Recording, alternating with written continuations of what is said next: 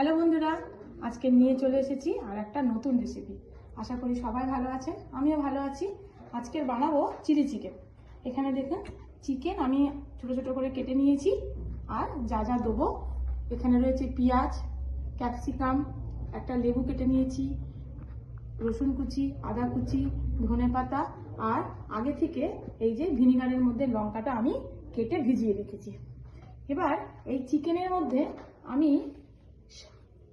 সামান্য পরিমাণ একটু নুন দিয়ে দিলাম প্রথমে।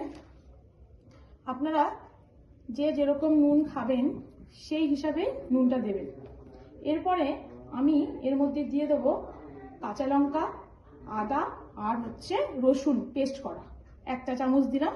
আমি আর একটুখানি দিয়ে দিচ্ছি, কারণ আমার এই চামচটা যেহেতু ছোট, তাই আর একটু দিয়ে দিলাম। একটু সামান্য পরিমাণে চিনি দিচ্ছি। চিনিটা দিচ্ছি নুনের ব্যালেন্সটাকে ঠিকঠাক রাখবে বলে, এই জন্য আমি এই চিনিটা দিলাম।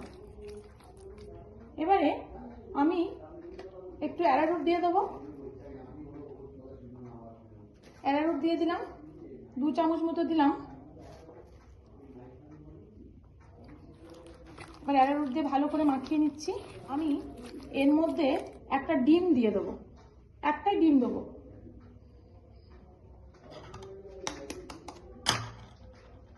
ডিমটা দিয়ে দিলাম, একটা ডিমই ঠিক আছে। এবারে দেখুন বন্ধুরা, আমি না এর মধ্যে একটু ময়দা দিয়ে দেবো। ময়দাটা দিলে কি হবে, এই যে একটা যে মানে জল জল ভাবটা রয়েছে না, এটা তাহলে কমে যাবে। আপনারা দেবেন, ময়দা দিয়ে করবেন, দেখবেন। একটুখানি গোলমরিচ দিয়ে দেবো, গোলমরিচের গুঁড়ো। বেশি দেবো না, কারণ কি আমি যেহেতু লঙ্কা বাটা দিয়েছি, এই জন্য আমি অল্প করে গোলমরিচের গুঁড়ো দিয়ে দিলাম। এবার আমি ওই পকোড়া ভাজার তেলেই পেঁয়াজটা দিয়ে দিচ্ছি।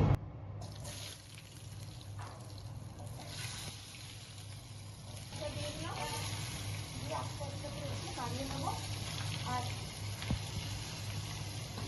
গ্যাসের ফ্লেমটাও একটু কমিয়ে নিলাম, নাহলে পুড়ে যেতে পারে, এই জন্য।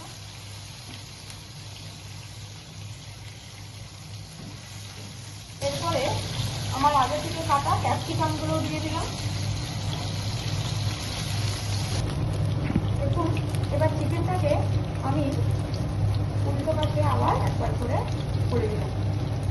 আর চিলি চিকেনটা বেশি কড়া করে ভাজবে না, যদি শক্ত হয়ে গেলে ভালো লাগে না খেতে। এবার ওই যে লঙ্কা, কাঁচা লঙ্কা যে কেটে ভিজিয়ে রেখেছিলাম ভিনিগারের মধ্যে, সেটা দিয়ে দিলাম। আমি এবার রসুনটাকে দিয়ে দিচ্ছি। রসুনটা আগে দিলাম না, কারণ কি বেশি ভাজা ভাজা হয়ে গেলে ভালো লাগবে না। সয়া সস না দিলে তো ভালোই লাগবে না, সয়া সসটা দিতেই হবে। আমি এবার এখানে 2 চামচ মতো সয়া সস দিয়ে দিলাম, আর 3 চামচ আমি টমেটো সস দিয়ে দিলাম।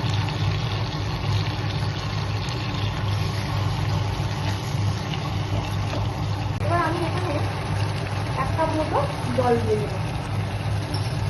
দিয়ে খানিকক্ষণের জন্য ওই 1 মিনিট মতো আপনারা রাখবেন, ফুটে আসুন। আপনারা এবার নুন ঝাল দেখে নেবেন। কেউ যদি ঝাল বেশি খেতে পছন্দ করেন তাহলে লঙ্কার গুঁড়ো দিতে পারেন। আবার কেউ যদি মনে করেন যে নুন একটু বেশি খেতে পছন্দ করেন, তো আপনারা নুনটা আপনারা পরিমাণ মতো দিয়ে দেবেন, স্বাদ অনুযায়ী। আমি এখানে জাস্ট সামান্য একটুখানি চিনি দিয়ে দিচ্ছি। দেখুন আমার সবকিছু কেমন সুন্দরভাবে একদম ফুটে গেছে। এবার আমি আস্তে আস্তে করে যে পকোড়াগুলো ভেজে রেখেছিলাম আস্তে আস্তে এবার দিয়ে দেবো। দিয়ে দিলাম। এবার নামানোর আগে একটুখানি কর্নফ্লাওয়ার বা অ্যারারুট গুলে আপনারা দিয়ে দেবেন।